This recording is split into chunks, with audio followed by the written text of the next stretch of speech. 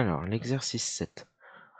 Donc, on a déjà fait ces deux calculs de produits scalaires, AB et AC, dans exactement ces mêmes situations, sauf que cette fois, on va procéder autrement. Qu'est-ce qu'on avait fait avant? Je vous rappelle, au lieu de faire AB scalaire AC, on avait dit que c'était pareil que AC scalaire AB, et donc au lieu de projeter le point C, on avait projeté le point B.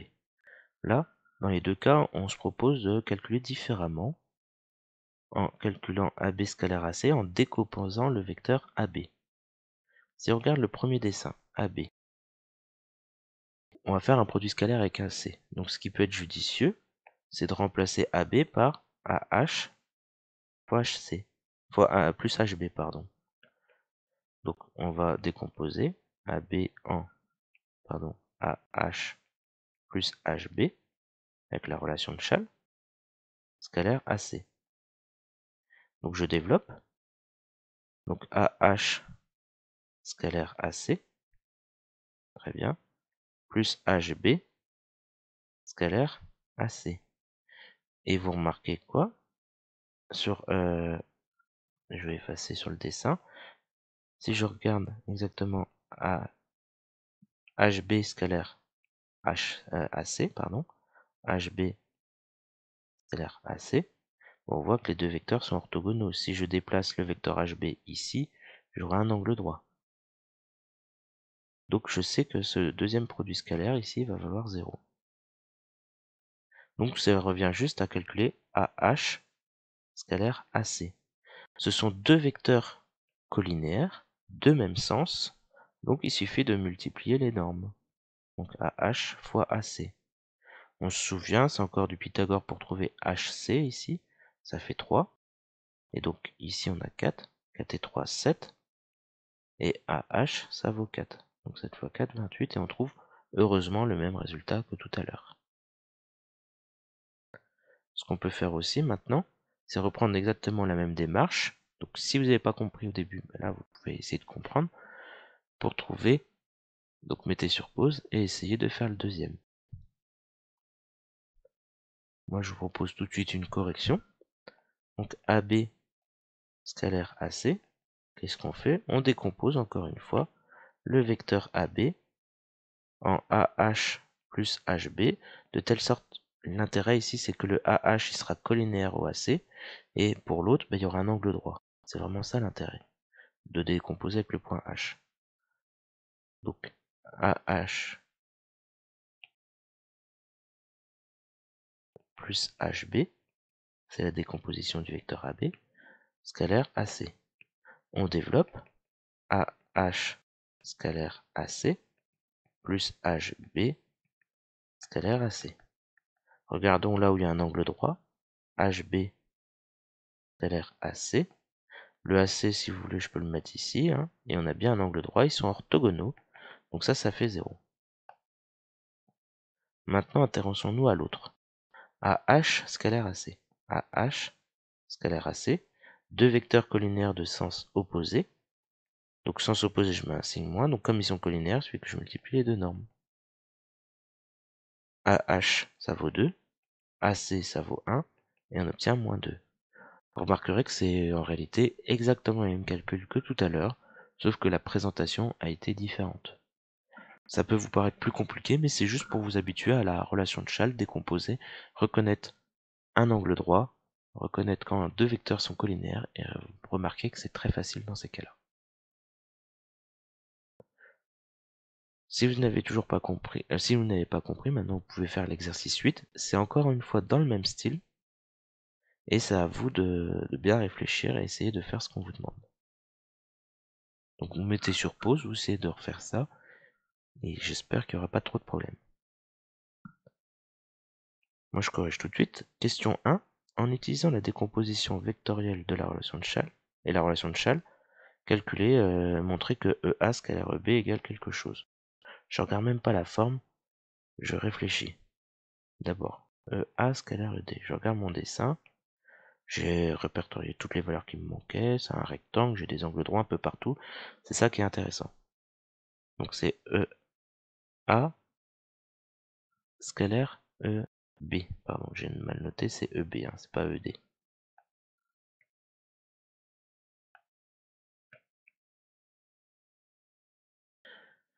J'ai réécrit B. Voilà.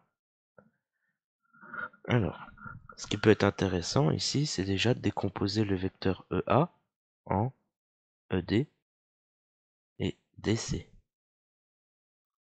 Vous remarquerez que dans la formule qu'on doit trouver, il y a un ED qui traîne à un moment donné. Il y a même un EC. Et EC, j'en ai pas.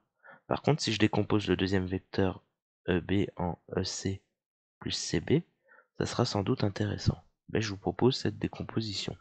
Pareil, si vous ne l'aviez pas trouvé, vous pourrez mettre sur pause maintenant. Et essayez de le faire. Vraiment, prenez cette habitude de le faire vous-même. Donc, on décompose. On a dit que EA, on regarde le dessin. EA, on le décompose en ED plus DA, scalaire.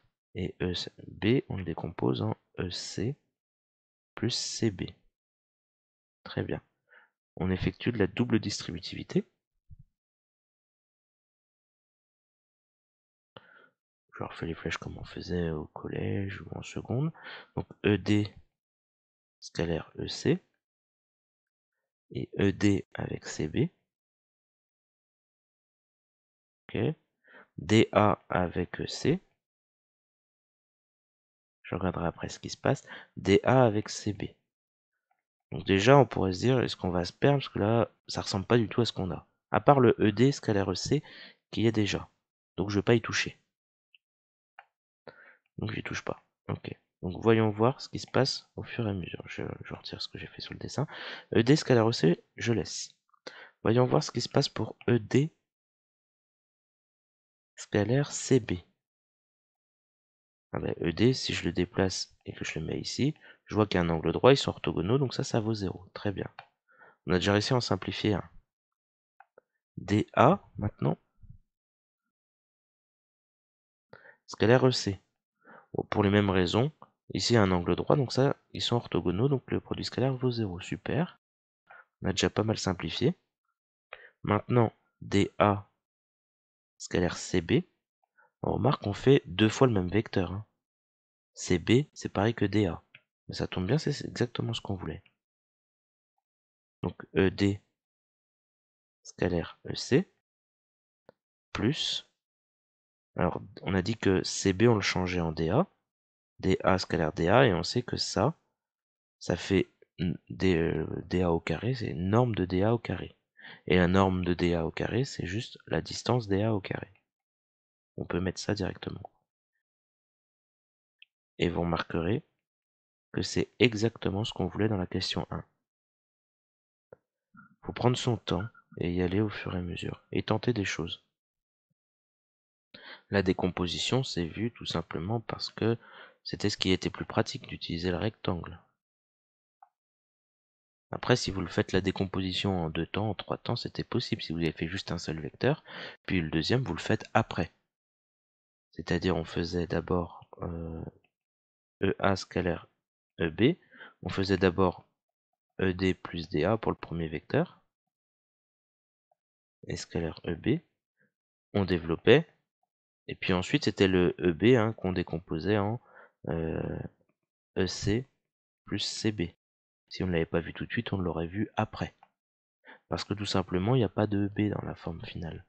Et le B est difficilement exploitable, on n'a pas d'angle, on n'a pas de distance, on n'a rien. Alors que EC, on a des informations, CB aussi, il y a des angles droits, il y a plein de choses. Donc du coup, on veut calculer EA scalaire EB. Bah, avec la question précédente, c'est facile. Pareil, si vous ne l'avez pas fait, mettez sur pause. Moi je continue. D'après la question précédente, on sait que c'est ED scalaire EC plus DA au carré. Alors DA au carré, je vais pas avoir de problème, hein, c'est une distance au carré. Est-ce que je connais DA? Oui, je connais DA, ça vaut 3. Ok. Maintenant, on s'intéresse à ED scalaire EC. ED scalaire EC. Qu'est-ce que j'ai? Deux vecteurs collinaires de sens opposé. On me dit dans l'énoncé que ça vaut 1. Le grand côté vaut 5, donc de l'autre côté, ça vaut 4. Ce sont deux vecteurs collinaires de sens opposé. Donc quand je vais calculer, je vais mettre un moins. Moins ED fois EC. Mon DA au carré, on a que c'est 3 au carré. ED, que me dit l'énoncé sur ED, c'est 1. EC, c'est 4. Faut pas oublier le moins devant. Donc moins 1 fois 4, plus 3 au carré, 9. Donc moins 4 plus 9, ça fait 5. Et donc, le produit scalaire, on trouve 5 pour faire calculer EA scalaire EB. C'est pas forcément évident.